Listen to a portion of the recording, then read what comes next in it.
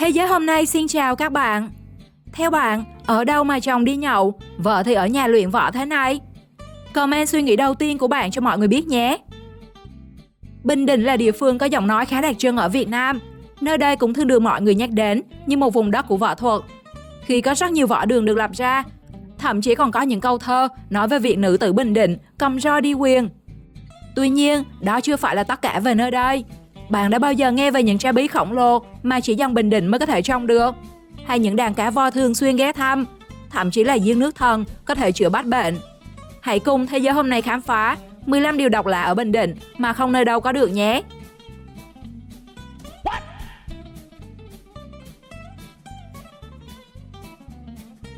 15. Làng bí đao khổng lồ. Những trái bí đao nặng gần 100 kg, mách võng nằm giữa giang là một trong những điểm nổi bật, thu hút sự chú ý của ngôi làng Chánh Trạch tại Bình Định. Không chỉ một hộ, mà cả làng đều sở hữu cho mình một vườn bí đao khổng lồ. Đây gần như là một cái nghề cha truyền con nối, độc lạ tại nơi đây. Được biết, những hạt bí sẽ được gieo vào khoảng tháng 10 đến tháng 11. Khi bắt đầu ra quả, người trồng sẽ loại những quả xấu đi, chỉ giữ lại những quả đẹp để nuôi dưỡng. Và đến tầm tháng 5, tháng 6 năm sau, bí sẽ đến mùa thu hoạch. Vì trọng lượng của quả bí quá nặng, nên người dân phải làm những khung giàn cực kỳ kiên cố. Bên cạnh đó, họ còn dùng lưới để đỡ sức nặng cho cuống bí. Đặc biệt, khi thu hoạch bí, người dân sẽ dùng chai để hứng nước từ dây bí chảy ra. Theo chia sẻ, loại nước này có công năng thần kỳ, giúp giải nhiệt, giảm sốc cực kỳ hiệu quả. Nhiều người hứng thú đã xin giống loài bí này về trồng, nhưng chỉ có hạt giống được trồng ở thổ nhưỡng làng Chánh Trạch này mới cho ra quả khổng lồ, còn những vùng khác đều không có chất lượng bằng. Bên cạnh bí khổng lồ, thiên nhiên thổ nhưỡng Bình Định còn cho ra những loại quả có kích thước đáng ngạc nhiên khác, như cây chuối của một gia đình kia đã cho ra buồng chuối với chiều dài lên đến 2 mét và có khoảng 160 nải chuối. Nó dài đến mức hoa chuối từ trên cao chạm xuống cả mặt đất. Chuối này mà chín thì có khi cả làng chia nhau ăn mơ hết được.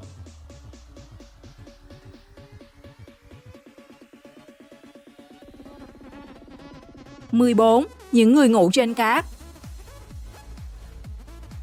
Người ta thì muốn chăn ấm, nệm êm, nhưng người phụ nữ này lại chỉ thích nằm trên cát. Qua lời kể của cô Sáu, cô đã ngủ trên cát từ khi còn rất nhỏ. Và mãi đến sau này đi lấy chồng, cô vẫn không thể bỏ được thói quen này. Tưởng chồng sẽ chê bai, nhưng ông lại tôn trọng sở thích của vợ mình. Ông sẵn sàng trải chiếu nằm kế bên, hay thậm chí là ngủ chung với cô trên chiếc giường cát độc lạ. Để có thể thoải mái, không phải loại cát nào cô cũng nằm. Cô đã mất nhiều thời gian để chọn được loại cát ưng ý. Cô chia sẻ, cát được cô chọn là loại cát biển mịn, được lọc sạch và phơi khô dưới nắng. Nhà cô luôn trữ nhiều thùng cát, để mỗi 2 đến 3 tháng cô lại đổi cát một lần. Không chỉ cô Sáu, một bà cụ khác ở thành phố Quy Nhơn, Bình Định cũng có sở thích nằm trên cát. Nhà bà có hẳn một khoảng không để trải cát cho bà. Thậm chí ngoài sân cũng có nhiều chiếc gối để bà ra nằm. Bà cho biết, việc nằm trên nệm khiến bà thường cảm thấy chóng mặt nhức đầu, vẫn là nằm trên giường cát thoải mái nhất, như thể hòa vào thiên nhiên. Thậm chí trong nhà bà cũng có nhiều người có chung sở thích này với bà.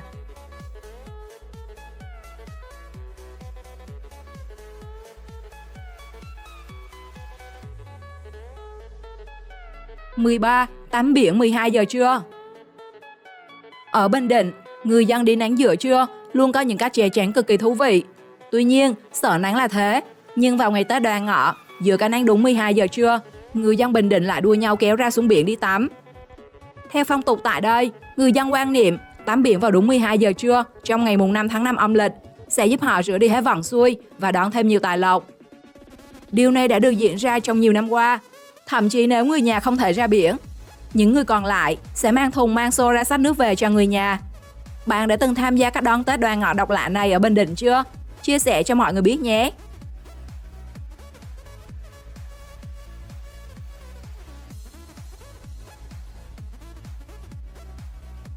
(12) Nhiều nơi đặt tên kỳ lạ.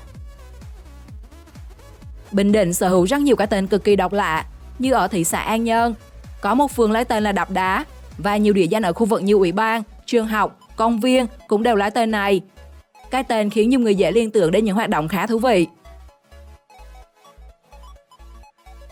Ngay cả người hội cao tuổi của khu cũng được đặt là câu lạc bộ hội người cao tuổi Đập Đá, nghe khá là thú vị. Ở một trường hợp khác, có vẻ ghi nhớ câu thành ngữ tính chưa bước không qua, mà ở Bình Định có hãng Một Store đặt tên là Phá Sản. Không biết liệu đây là phá sản thật hay là phá sản pha ke đây?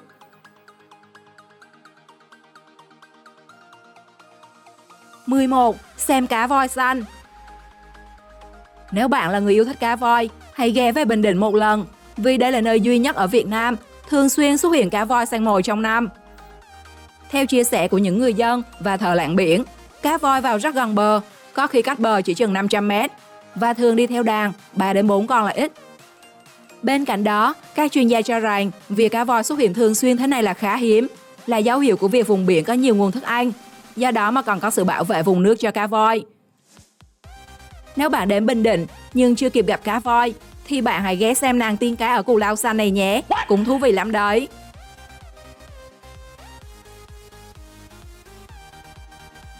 10. Uống nước giếng chữa bệnh.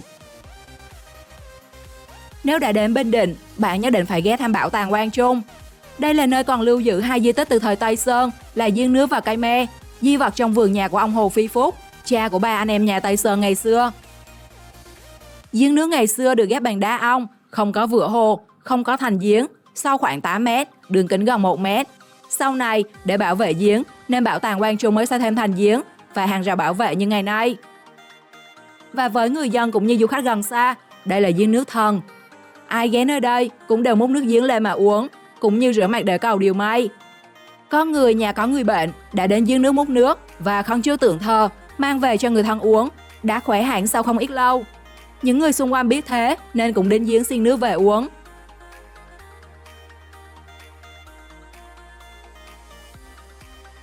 9. Cách xây dựng kỳ lạ. Những người dân ở quốc lộ 19 qua huyện Tây Sơn trước đây đã bấp bênh khi con đường bị nâng lên khá cao so với mặt nền nhà. Bước ra cửa là thấy mặt đường trước mặt mình. Cực chẳng đã, sau khi thi công mở rộng, con đường lại có phần cao thêm. Kể cả gọi là mương thoát nước, nhưng nó vẫn cao hơn nhà ở, khiến mỗi khi mưa lớn, nước mưa cứ từ chỗ cao xuống thấp, ao ao đổ vào nhà dân, khiến nhiều gia đình khốn đốn. Thậm chí có gia đình từ nhà đang mặt tiền đường, bỗng chốc như đang ở hầm trú ẩn, vì đường đi che lấp cả căn nhà. Việc lên xuống lề đường gặp nhiều khó khăn, mọi người phải xúc đất ra làm dốc mới có thể đi ra ngoài.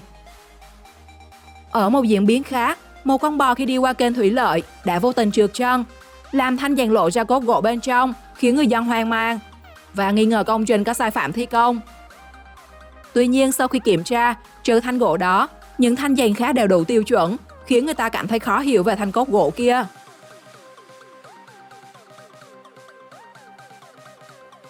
8. Chàng trai chàng bò nổi tiếng nhất thế giới.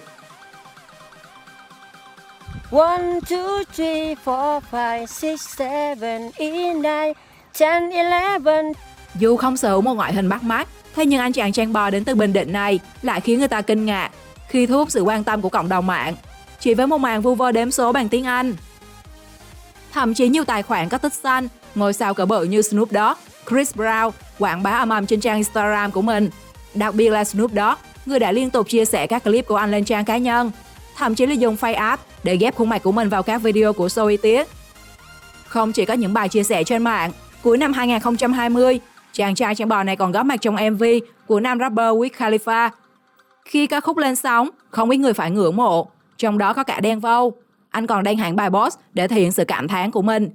Thêm vào đó, bài hát của anh còn được ban tổ chức của Olympic sử dụng để ca ngợi về kỷ lục huy chương của kình ngư thế giới Michael Phelps. Thế này đúng nghĩa thời tới cạn không kịp đấy.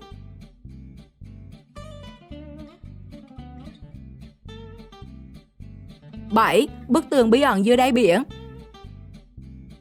Tại khu vực biển Nhơn Hải, có một bức tường dưới biển vô cùng kỳ lạ, không ai biết nó đã tồn tại từ bao giờ. Trong tháng chỉ có vài ngày nước thật cạn, bức tường đầy rong rêu này mới trồi lên khỏi mặt nước. Tường có bề ngang tầm 3 đến 4 mét, nhưng dài đến tận 3 cây số. Hàm thực vật trên bức tường cũng vô cùng phong phú, rong rêu, san hô bám đầy trong những vết nứt, ngôi nhà của nhiều loài cá nhỏ và sao biển. Nhiều người phỏng đoán đây có thể là một con đập chắn sóng, nhưng cũng có người bảo đây là công trình phòng thủ của người xưa, nhưng mục đích thật sự của nó thì chưa ai giải thích được.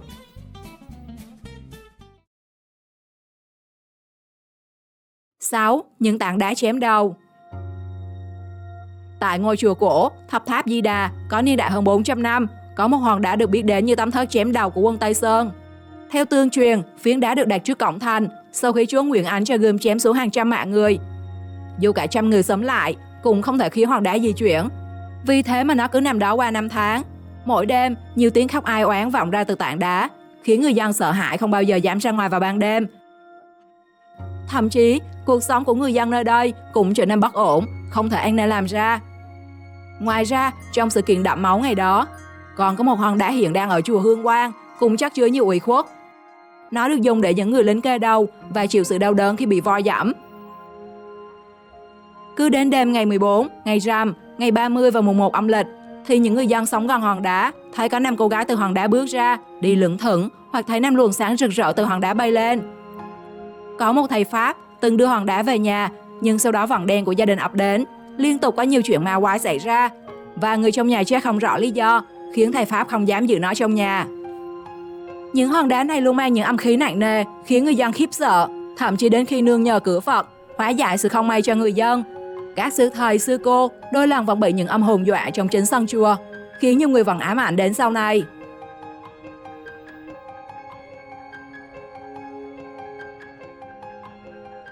Năm, cậu bé tự biết viết, biết đọc không ai dạy. Thông thường, một đứa trẻ dù thông minh ra sao vẫn cần phải có người chỉ dạy. Nhưng cậu bé Thành Nam ở Bình Định là thực sự khác biệt. Khi không cần ai hướng dẫn, em vẫn có thể tự đọc được sách tiếng Việt, thậm chí là còn luôn sách tiếng Anh khi chỉ mới 4 tuổi.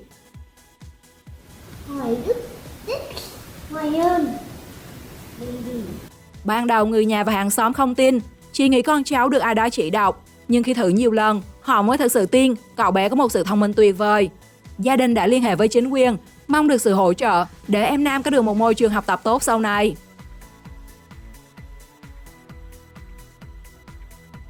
4. Chợ một năm chỉ nhóm một lần. Mỗi năm gặp nhau chỉ một lần vào dịp mùng 1 Tết, thế nhưng phiên chợ Gò ở thị trấn Tuy Phước lại đông đúc đến lạ thường. Khi đến đây, người dân không mang ý định đi chợ, mà thay vào đó là sự cầu may. Do đó mà ai cũng hoan hỉ, giá sao mua đó, và người bán cũng đưa ra mức giá hợp tình để thuận hòa cho ngày đầu năm. Mặt hàng được bán thường không quá đa dạng, chủ yếu là cây nhà lá vườn. Nhưng thứ được mua nhiều nhất có lẽ là trầu cau, trái cây ngũ quả để lấy lộc. 3. Con đường xuyên biển. Hòn Khô là một trong những địa điểm du lịch nổi tiếng tại Bình Định bởi vẻ đẹp hoang sơ. Đặc biệt, nếu đến vào khoảng từ tháng 3 đến tháng 9 hàng năm, bạn sẽ có cơ hội khám phá con đường xuyên biển tuyệt đẹp tại đây. Mỗi khi thủy triều rút, ghềnh đá bắt đầu nhô lên khỏi mặt nước, mở ra con đường giữa biển nối liền hai dãy núi. Đây sẽ là một địa điểm check-in thú vị cho những tâm hồn thích hòa mình với thiên nhiên và sóng biển. 2. Làng trài bích họa Tam Thanh. Bước đến làng trài Tam Thanh, bạn sẽ ngỡ như mình đang lạc vào một xứ sở thần tiên hay một câu chuyện cổ tích đầy rực rỡ. Cảnh vật, màu sắc tươi sáng và không khí mang lại cho con người sự bình yên mà thành phố náo nức khó mà có được. Đó là chưa kể, đi đến đâu trong ngôi làng này, bạn cũng có thể chụp cho mình những bức hình sống ảo xinh lung linh. Từ dự án giao lưu mỹ thuật cộng đồng giữa Hàn Quốc và Việt Nam, qua bàn tay tài năng của các họa sĩ, 100 ngôi nhà trong làng được trang trí rực rỡ màu sắc bởi những hình vẽ, họa tiết đẹp ngây ngất lòng người. Nhiều bức họa còn tái hiện chân thực về cuộc sống hàng ngày của những người dân tại đây. Tất cả điều này khiến cho một lần đến đây cũng lưu luyến khi trở về.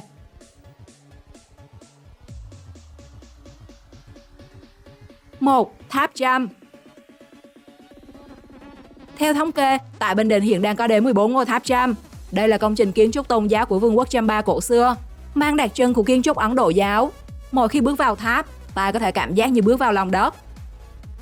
Hiện nay, các nhà khảo cổ vẫn chưa khám phá hết những điều bí ẩn sau bên trong các ngôi tháp. Vẫn còn nhiều điều bí ẩn khó có lời giải. Đã có nhiều giả thuyết xoay quanh việc người Chăm cổ đã xây tháp như thế nào. Vì khi bạn nhìn vào các ngôi tháp, hầu như bạn không thể thấy mặt vữa như các ngôi nhà chúng ta vẫn xây. Thế nhưng tháp vẫn trụ vững qua mưa nắng và thời gian. Thậm chí qua thời gian, cỏ cây trên những mái tháp vẫn tiếp tục phát triển, không có dấu hiệu nứt vách, đổ sập.